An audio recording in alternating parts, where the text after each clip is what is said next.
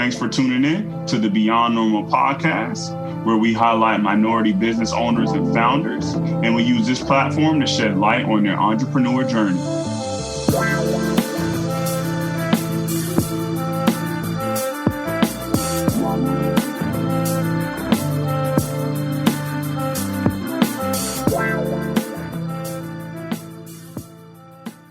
What's going on, everybody? Thanks for tuning in to another episode of the Beyond Normal podcast. We got some amazing female founders lined up for everybody today. We're going to hop right into it. But before we do that, I just want to do a quick shout out to our sponsors over at Velour. They've been amazing partners so far for this season and even in our second season as well, making sure that we curate this list of founders for everybody to, digest the content and hear the stories, because that's what we want to make sure that this platform is used for. But again, Velour is our partner, as you guys know, or for the new listeners, right? Velour is doing some amazing things in the logistics space, import, export. So when you want to get your products around the world, make sure that you don't not only just import it, but you Velour it. Again, Velour has been amazing partners to us, but want to switch gears a little bit and really introduce the two amazing founders that we have for everybody today. Fix that lighting real quick. But first up, we have Kimberly Evans. She is the founder of Just Her Rideshare. She's doing amazing things around making sure that female drivers are connected with female riders for a safe experience there. And then last but certainly not least, Cara Branch. She is the founder of Black Girls Do Engineering Corporation. I love that name. I love the name of both of these platforms. But again, she is doing some amazing things, making sure that females from the age of 9 to 12 have that exposure to the STEM space. We all know that a lot of the jobs that are coming up on the horizon, they're STEM based, they're technology based, and so we want to make sure that we had that pipeline of Black females in a position to win in that space there. But I just want to say thank you both for chiming in with us today. How's it going? Thanks for having me. Thank you so much for having me. I'm super hyped to be here. Certainly. And, again, I cannot say it enough. This is having these two amazing female founders on the stage at the same time is really a blessing for our platform. I think in terms of the work that you both are doing, is really in that tech space. There's some really great opportunities in this space when it comes to Black females. But I'm going to go ahead and shut up and get off the soapbox and allow you both to get up there. Cara, you want to give folks a little brief intro about yourself and how you got into things, and then we'll pivot over to Kimberly. Oh, sure. A little background about me. So I'm a chemical engineer. That's the degree that I hold as well. I just actually wrapped up 2 weeks ago my executive MBA. So I just transitioned into my secondary degree. And so STEM, it's very near and dear to my heart. Black Girls Do Engineer was founded in June 2019. And our organization goal is to provide access, awareness, and advocate for 2 million Black American girls to choose STEM. So my story goes deep from me. My whole career, I've pretty much been the only Black woman in all of my roles. On my last team that I was on, I was the only Black person and Black woman on that team. And so this mission that I do here in Houston, Texas is very, very, very much important to me. I want to give girls the tools that to be able to go into these workforces and do the things that I love to do every day, but also help them stay. And my other goal is to make sure that we create comfortable spaces in these workplaces for Black women, because sometimes they don't always acknowledge us for the true queens that we are. And so I do a lot of work on that as well. So that's just a little intro about me. Thanks for sharing that with us. We're going to pivot over to Kimberly. I got some stats. I want to make sure that we dive into it, but I definitely want to make sure Kimberly is able to give us a nice intro on her background as well before we dig into those. Hi there. Again, Kenny, thanks so much for having me. And Cara, congratulations. What an accomplishment. So a little bit about me. I am a servant of others. I'm a mom, a wife of almost 25 years. I'm also a grandmom as well. About 5 years ago, I was made a grandma, but business experience goes back over 20 years. I've straddled, I've done both. I've had a 21-year career through the Postal Service, and then, but I've always been an entrepreneur. and a business owner for over 20 years.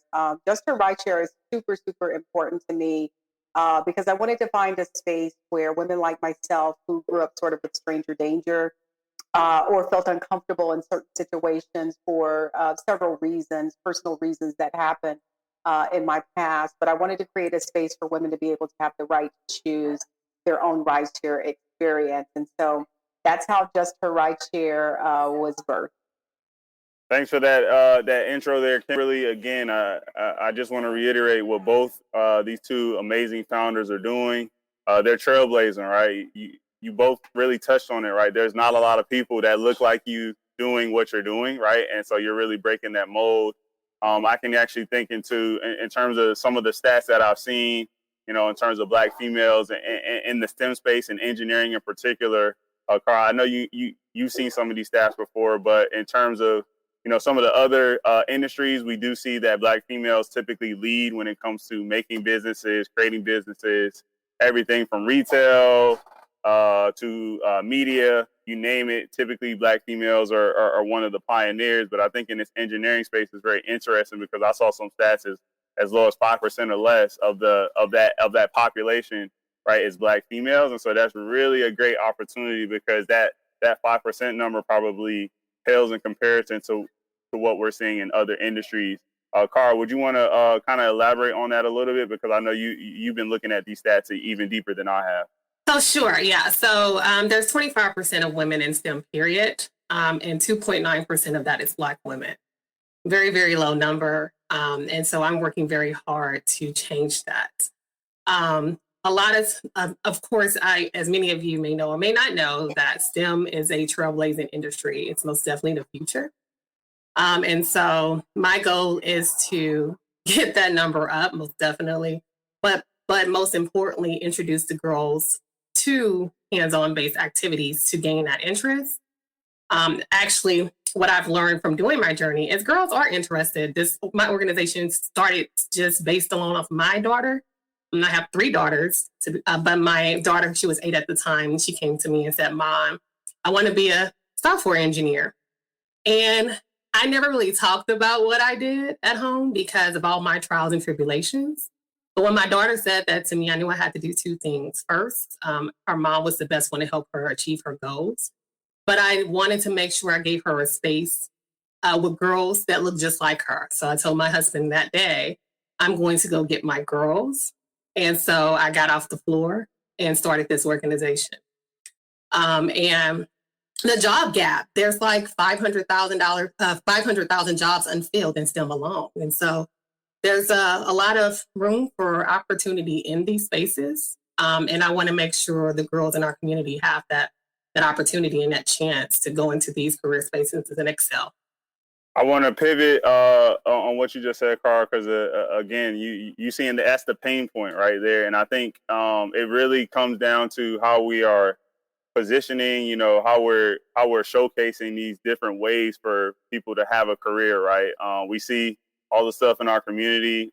We glamorize athletes. We know we glamorize people that entertain us, right? But there's still some opportunity to kind of make some of these STEMs, make some of these technology companies like yours, Kimberly, look cool, right? And so, Kimberly, Can you talk a little bit around what you're seeing, like around that mind frame in terms of like making a platform that relates to people? Because I think you're doing some amazing things with Just Her Rideshare. Absolutely. So for someone unlike Carr, who's had sort of a career in sort of this industry, I started as a non-technical founder. I like to now refer to myself as a minimal technical founder because I had no idea that I would be launching a technology company at my age, at this point in my career, my entrepreneur journey. But one of the things that it did teach me is that that I could do it, regardless of what age, regardless of, your background, that this is a space where we all can sort of operate in. And so building a technology company has taught me, many things from learning development on the back end, the front end. I mean, it literally was like learning Chinese when I first started. But so needed because everything is moving toward technology. And I think it's super important that we train up our communities, our younger young men and women to sort of pursue this goal, because if there are other thriving careers as well, but a lot of them, no matter what industry you go in, they have some form of technology. So it's either you're going to have to get on board or you're going to be left behind.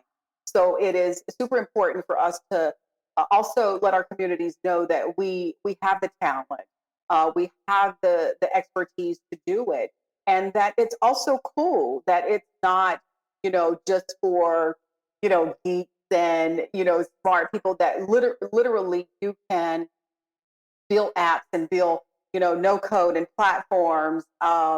It doesn't mean that you have to be afraid to sort of launch into this. So I would encourage anyone who is, going to move into an industry, whether it be, oh my God, no matter what journey, what road you're traveling, all things are going to lead back to technology. So again, I think it's super important that we train up the next generation to pursue this as well.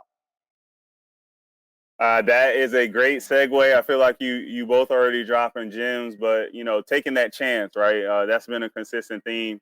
Throughout the time that we've had the podcast is really, jumping off that cliff, right? Really taking a gamble on yourself. So I want to ask both of you, in terms of taking that next step, wearing that hat as an entrepreneur, what excites you about wearing that hat now, where it's typically not something that, from a textbook perspective, we have this laid out process for entrepreneurs. So I'm curious, how you're embracing that, experience of being an entrepreneur. So for me, it's seeing the impact that my organization makes within the community. These girls, yes, I'm teaching them a lot of skills, but they're also giving me a lot too, and helping me grow as a person. So I love the work that I do, but most definitely impact. We've been able to help our college students land jobs. So to be able to take something that most college students worry about, what's next, right? And being able to present that opportunity and help them on their way and see them go out and be happy on their first day of work, and earn salaries, and help them get the tools to not just take the first offer, help them negotiate those salaries. And so that's always important.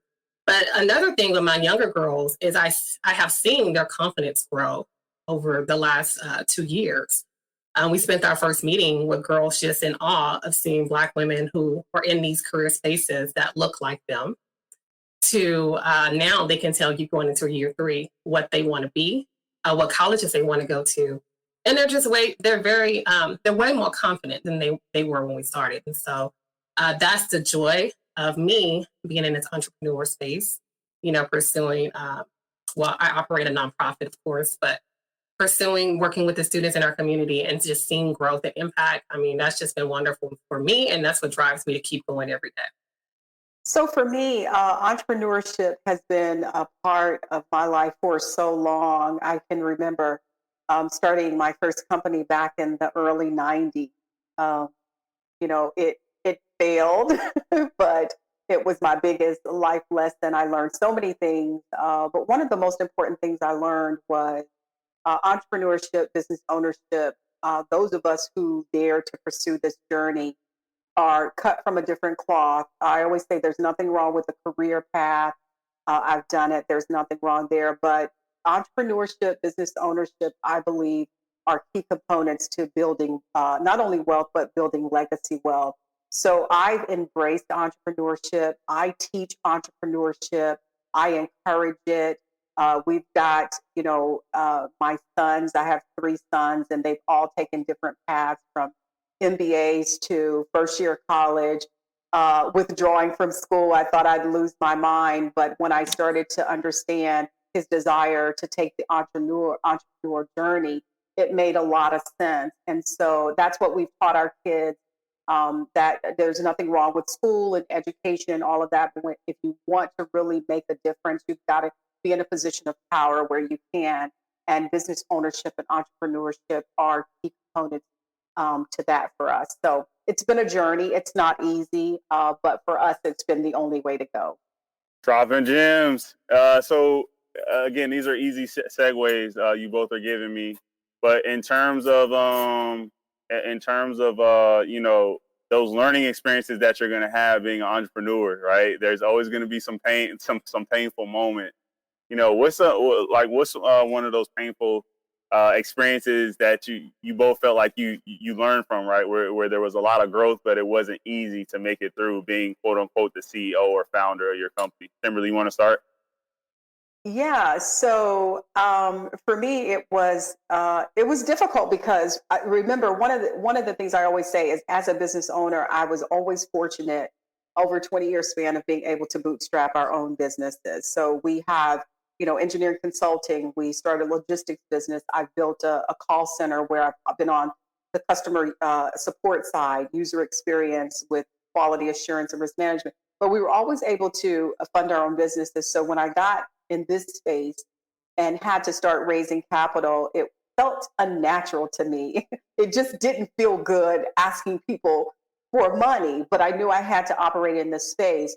But I will tell you, early on, for me, what I felt like would have been a game changer is to really have real mentors that would give me real feedback, sort of equip me. I'm at a place now where I'm more mature because I've been on this path over the last year and a half. But I can take a fast no. I can take you telling me my company sucks, you're going to lose, you're going to do any of that, even though nobody really does. But I can take it now. But in the beginning, if I'd had people to tell me real things, you know, how difficult this would be, how difficult that would be. Not that you can't do it, but if it was there, I think it would have helped prepare me a little sooner, and I could have saved. You know, I mean, I wouldn't change anything for the journey, but maybe I would have been able to do things a little different that could have yielded maybe a different outcome for certain things.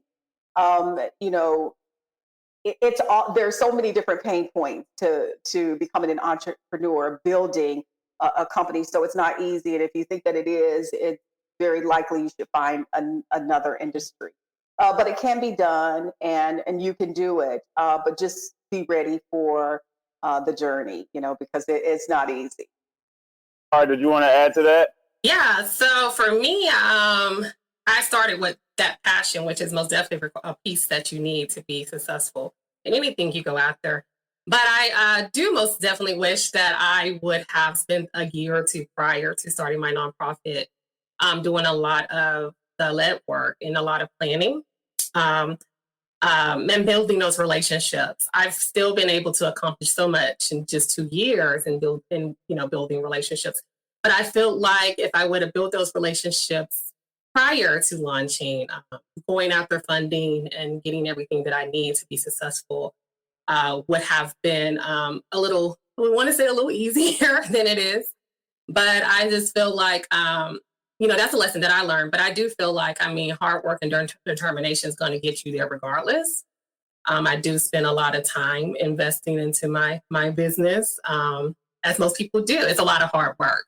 I agree with what Kimberly said. It's a lot of hard work. And so if you're not going to go into all the hard work and understand that every day is not all sunshine and rainbows, you must definitely have some days that it's just silent. And so you have to be able to deal with those up and down moments. So if you are not the person who likes to do a lot of hard work, and this may not be the thing for you, but if you're determined and driven and have that passion behind it, you can be most definitely successful. Love that the continuity between the feedback that you both are giving. Like, it really is a grind. So I'm curious, you mentioned something there, Car, around finding out, building those networks, building your tribe. Like what are some tips you can give people in terms of like how do you find that community? Because we're hearing more and more now that community is just as valuable as having actual capital. Yeah, so my advice would be to anyone, a great community resource most people have in their area is joining your Chamber of Commerce, whichever one you choose to join. Just to start that networking piece, to be able to talk to others that's a lot of times have the same visions that you have, or maybe an advocate for something that you're pursuing, and that will take you under their arms and mentor you. And that's a great way to develop yourself within your community. And that's one of the things I've done going into my second year, learning about it. So it's a great resource. Most areas have it. And just get involved, being active in local groups, local community events, just showing your face in those communities that you aim to serve. That's a very huge key component of it all. So that would be some things that I would speak on that. I think that's a big one. That's another gem there. I got to make sure I put that on the screen in terms of the local chamber of commerce. Like you said, those are resources we pay for as tax paying citizens anyway. So why not leverage it? Kimberly, was there anything you want to add to that in terms of tips that you've leveraged to build that community? Yeah, I gotta say, this journey for me has been about building relationships. Um, I always say that if I had to shut down today, it would be worth it because of the long lasting, impactful relationships that I've built. So, two things that I would suggest everything that Carr said, make sure that you're accessing your resources, but get really hyper focused about your company's ecosystem. Figure out what it is that you need to sort of move the needle forward. And second, I would say, go in with the servant's heart. Don't always go in looking for something, but go in being prepared to serve as well. I always ask in every meeting that I have, what are the top few things that you're working on? Whether it's 3 or 5, because the people that I've met, that I've connected with, if I can't fulfill at least one of those things, then something is wrong, because we're all on a lot of platforms, especially during COVID. We attend a lot of meetings, we come across a lot of resources, and it would be a shame to have all of these resources and not share them. So focus on your company's ecosystem, and then be willing to build relationships around not only what you can get from someone, but what also you can offer to them as well. And through those two things, I've been able to build amazing relationships that will go on regardless of what happens. So those are the two important things for me. Appreciate that. And Brooke chiming in, the chamber is always going to be a great answer. And then just going along with what, you were saying, Kimberly, as well. Like there's resources out there. You just got to make sure that you're tapping into them, the right way. Don't be afraid, right? Because Yes. Again, you both are showing like there's going to be some growing pains throughout it, but it's okay to dive into it, have that discomfort there. And we actually got one more comment in here as well from Elaine. Make sure whatever you're striving for, it definitely has to be that entrepreneur passion, not following others because it seems like their company is moving. So again, just going along the line, this blazing your own trail. We can't really look up, a lot of times in a lot of the textbooks, right, what Black entrepreneurship looks like. And so we really got to make up our own definition. That's right. And I think that's where that creativity that we've always shown that we have, it really comes to light. But you both have kind of really touched on, you are doing a great job of, adapting to your space, right? But when I think about the Black female experience, one thing I'm excited to see is how in corporate America and just businesses in general, right, companies are finding that, industries are finding that they have to adapt to you. So what are some of the things that the folks who are going to be listening to this, like what should they know about adapting their community, their products to the Black female experience? Kimberly, you want to go first, or Carr? I know that was a big one, right? That's a big one. That's a big one. I want to, sorry to cut you off, Kimberly. I just want to make sure that we touch on that because you both are showing like the ingenuity, the creativity is there for Black females, right? And no matter the space. But I think on the flip side of that, we got to make sure that these spaces are adapting to you. So what are some, I know that may be a loaded question, right? But what are some of the things that, businesses or people trying to interact, right, with Black females in general, like what are some of the things that they need to know coming to that table? I think for me, it's knowing that when I am in that space, I'm there because I deserve to be there, right? I'm there because I have the ability to operate in this space. It's just that we have not been given the chance to do so.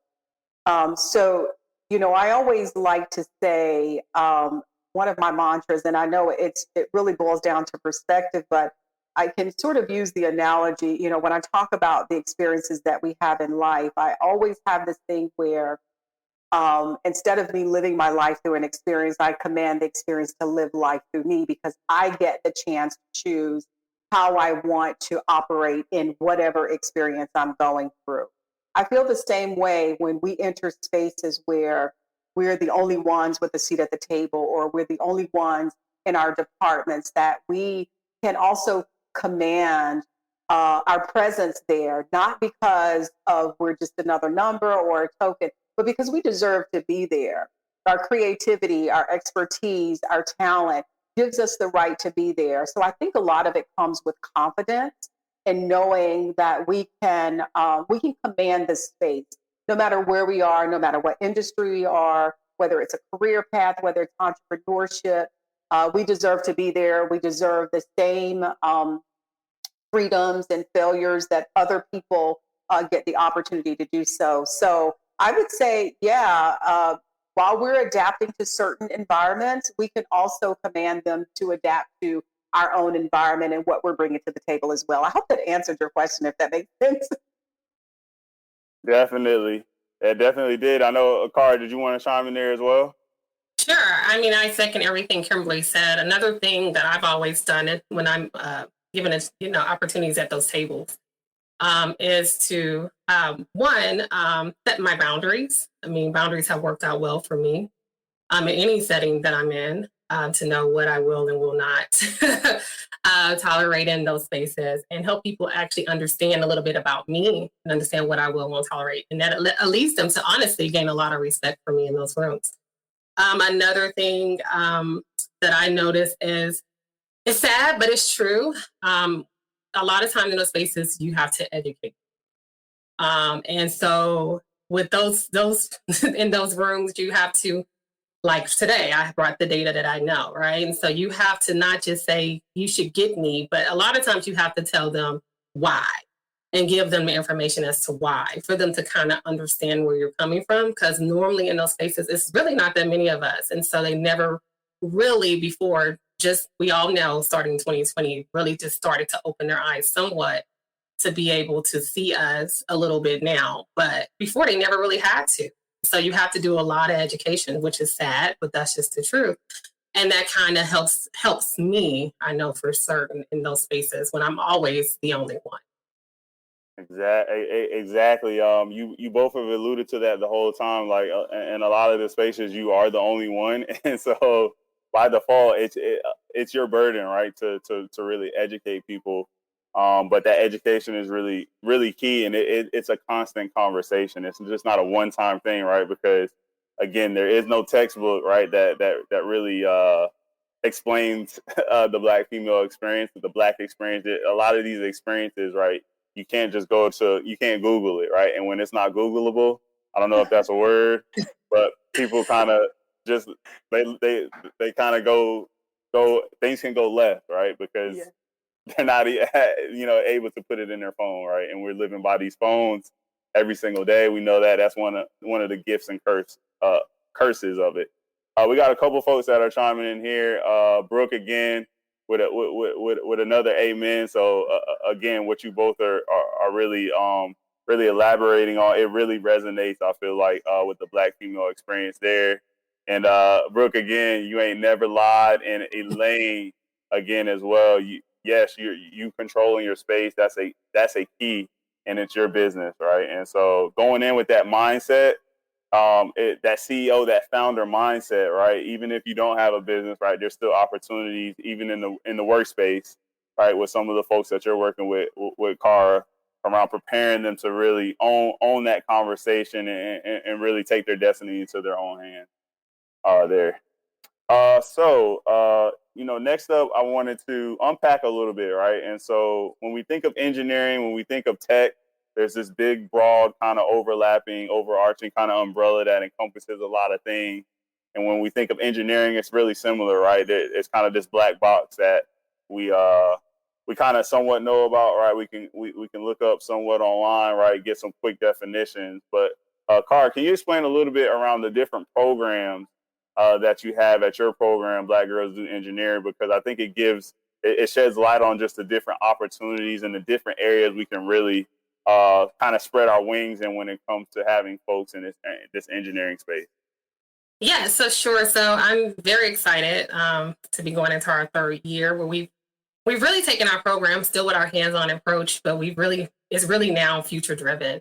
And so a lot of the activities that I do with my girls, we've always done robotics, we always done coding, but now we're doing artificial intelligence and machine learning, which is a huge topic.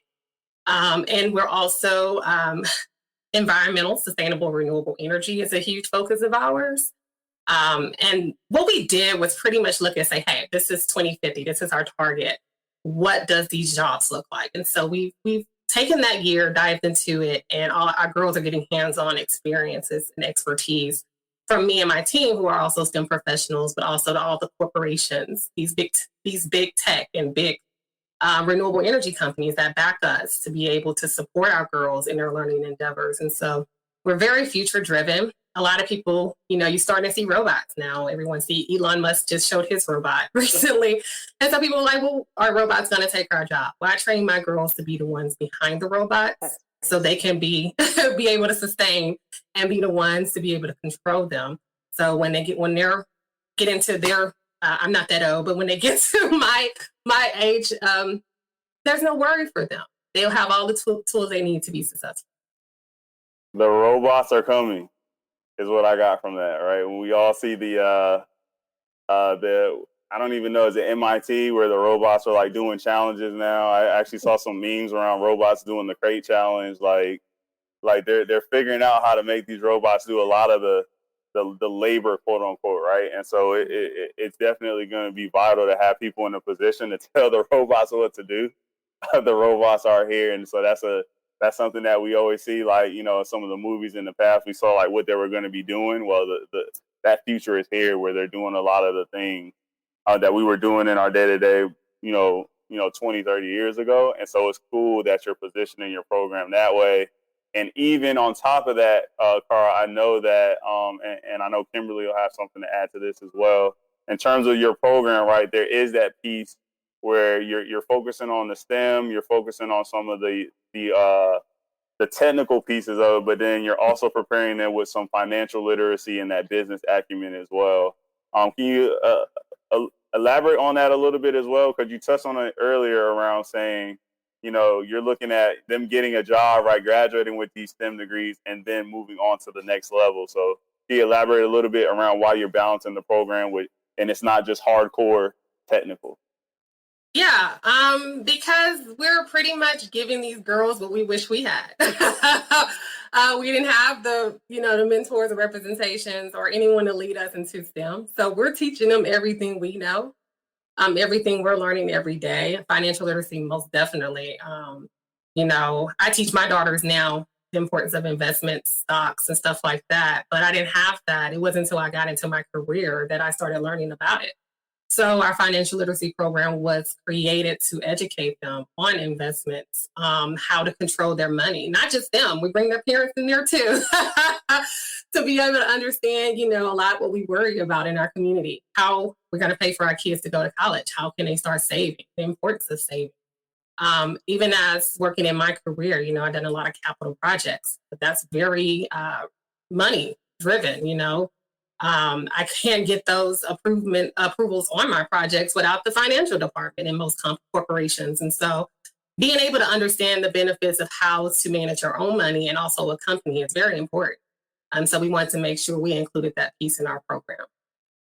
Love it. And perfect segue again. You're preparing them to manage their own money. Kimberly, I got to pass it over to you because you've done an amazing job over the last year or so, right? Putting your business in the right position, like taking your business acumen, right, and then building a brand ultimately to ask for other people's money. I know you're doing some crowdfunding. You're doing you're trying to put some capital together for your business.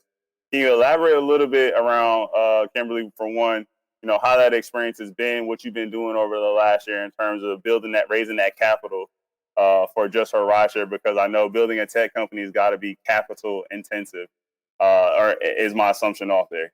Well, it's interesting you would say that because year or two ago, well, let's just go back maybe 5 or 6 years ago, it was extremely expensive to build apps.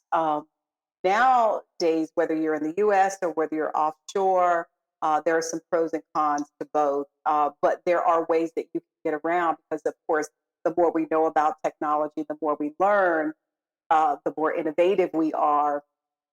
We have opportunities of, just think about, 50 years ago, what we might have paid, $100 for now. We could find ways to sort of minimize some of that cost, not things in terms of inflation, but, when I started on this journey, it could have actually cost me $250,000 to build my app.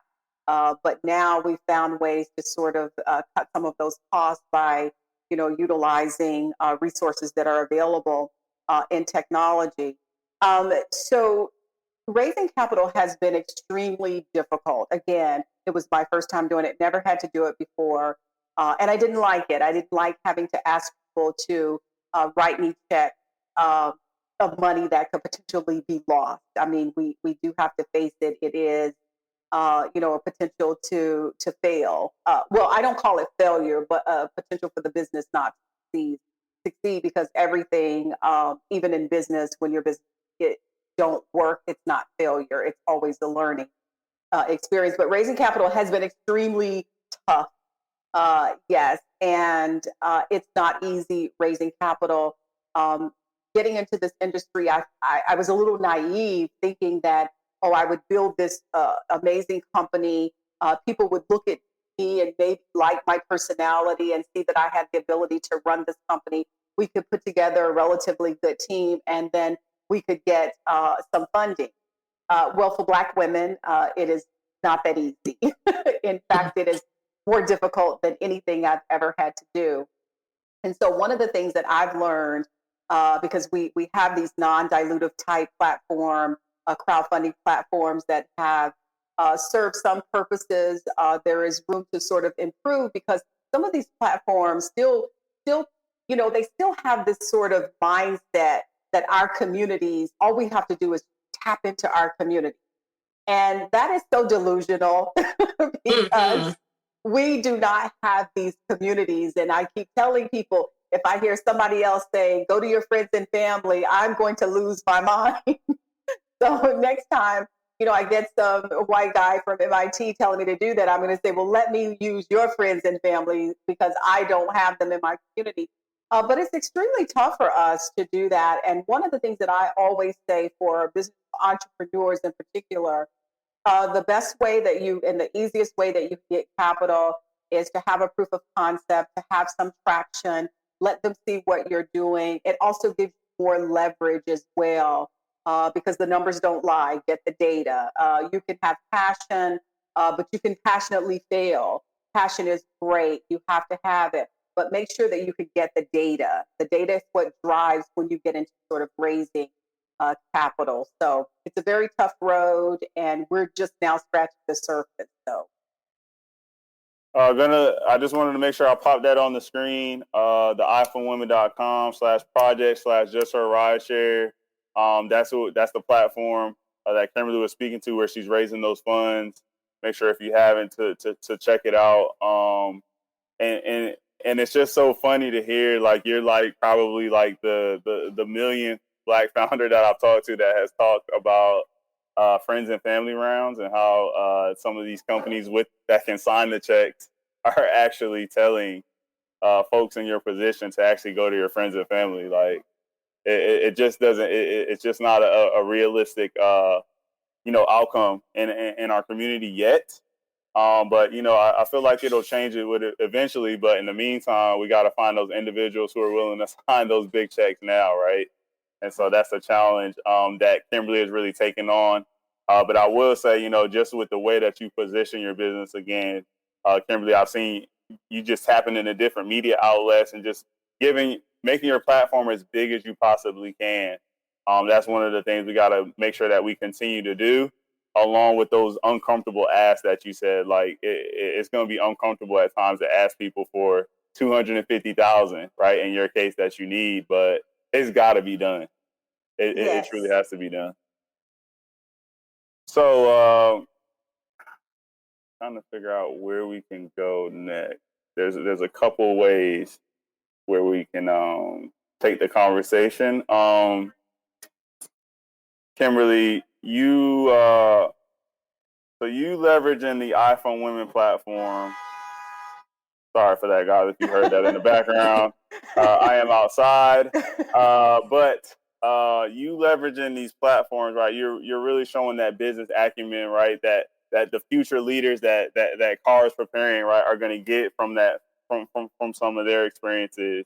But moving forward, right, I want us to. I think everybody needs to have that idea, like that end goal, like you mentioned, Kimberly, that $250,000. That's the check that you need for your business. And so when I think of that, right, I think of the question that our sponsor. We actually came with this question towards the beginning of last season, I believe, around what world domination looks like for your business, right? And so having that North Star, having that thing that you're not afraid to ask people about. So I want to ask you both, Carl. I want to start with you. What does that world domination look like for Black Girls Do Engineering Corporation? Well, I mean, I'm very happy where we are just to be here a year too. I get a lot of times in 2 years we were at what a lot of 8 to 10 year nonprofits are. So I feel like I'm on my way. But I always tell myself, for me, once I hit $1 million to start, which with 4 or 5 for me is my goal, would be my world domination for my nonprofit. Secondly, would be just to be more national. For me, to be able to reach girls all over the world, of course, would be my next goal. But my goal right now is to bring in the money, most definitely, that's needed for my girls. Because, like Kimberly, she touched on earlier, you can't go ask friends and families to help you support. So to be able to take a lot of stress away from them and their parents and have the funding there to do so, to be able to give them all the opportunity that I can give them, that would be world domination for me right now. I love it. And we're going to pass it over to you, Kimberly. What does that world domination look like for you? So I love what Cara said in terms of what her expectations are for her companies, because so many of us entrepreneurs, in particular, when you get into sort of when your company is VC ready, again, we're just scratching the surface. We're actually raising up to 700,000, but we're trying to close out on that first round of 150,000. But here's my thing. There's a huge part of social impact for our business that I love to talk about, even more so than profit. And investors, I understand the nature of the business. A lot of them don't want to hear if you don't have a 10x or if you're not 100 million in 5 years. But I always look at it in terms of, there's Pepsi, there's cola, and then there's cola, right? Cola is doing really, really well. So my trajectory, because there's a huge social impact of what we're doing. Like we're not only just wanting to drive women, make sure they get to a safe place, but we're building community with them. We're partnering with organizations too, who support women who have been impacted by domestic violence and sex trafficking and all of that. So even though we're a for-profit company, we're on a mission. And so world domination for me and my company is just to be able to impact lives of every single woman that encounters another woman when she's taking a ride share.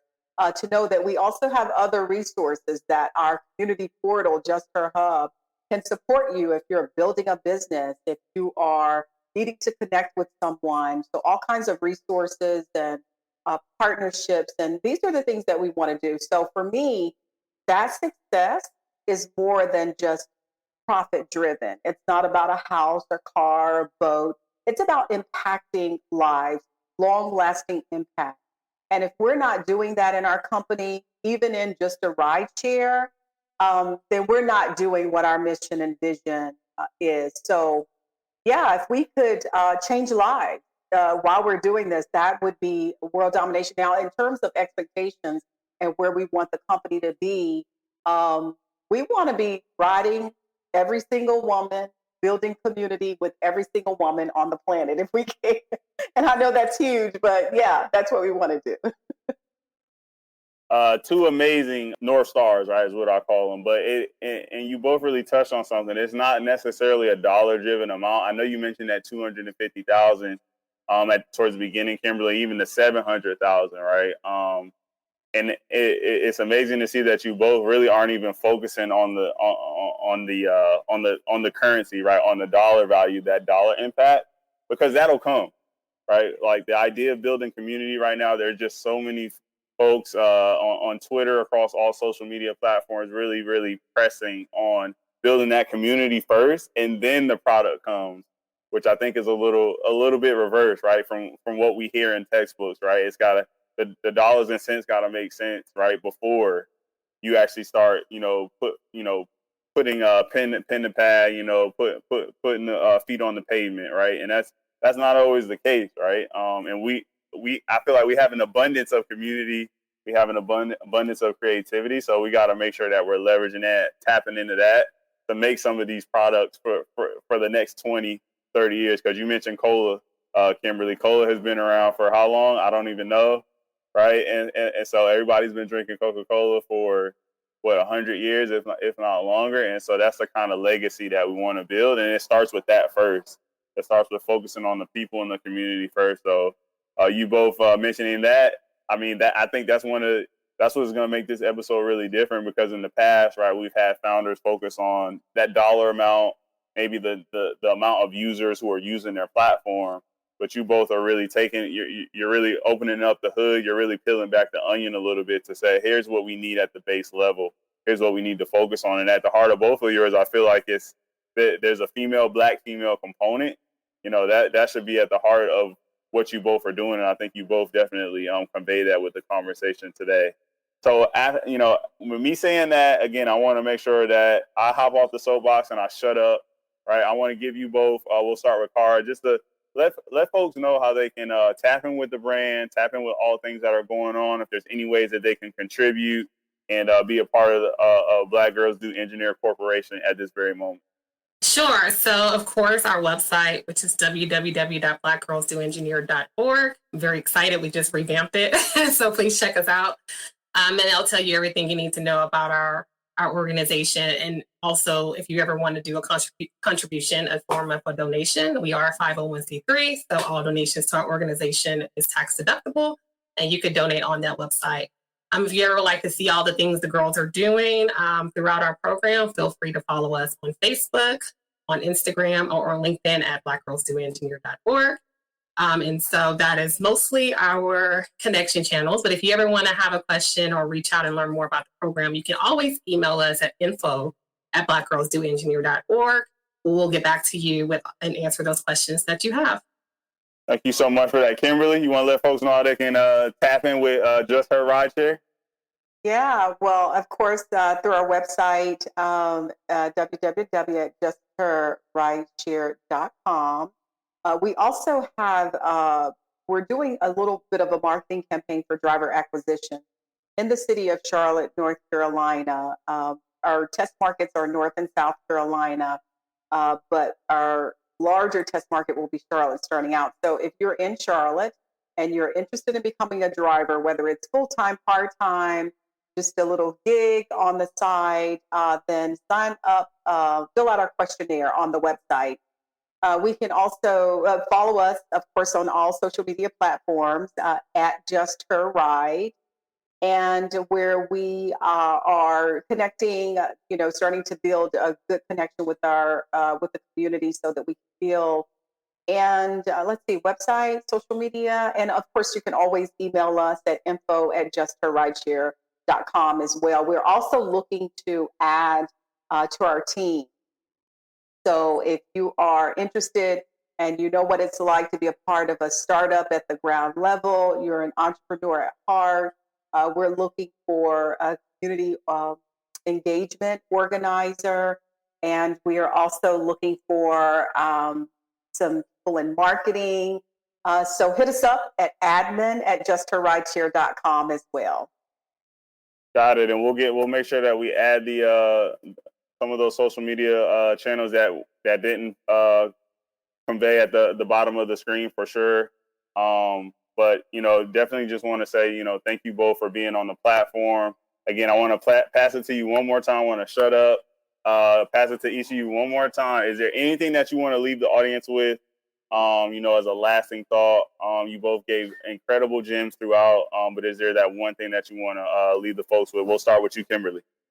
Well, first of all, Kenny, thank you so much for this platform, for an opportunity to spend time with you. You've been a huge supporter of Just Her Rideshare. I am humbled and super grateful to be connected to you. You're doing some amazing things. I would say to anyone who is interested in entrepreneurship, business ownership, go for it. Now is the time. Don't put it off. Make sure that you understand that the road is going to be difficult, that you can do it. Do not allow anyone to tell you that you can't.